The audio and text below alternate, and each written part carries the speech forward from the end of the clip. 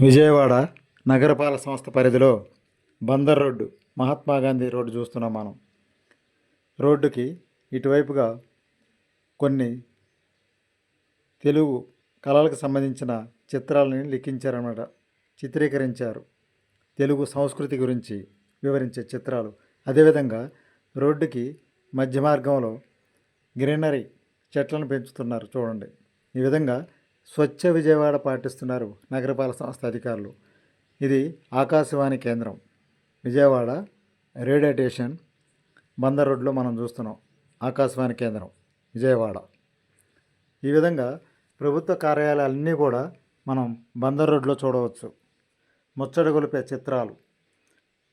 Bandar road Swachh Vijayawada పాటిస్తున్నారన్నమాట.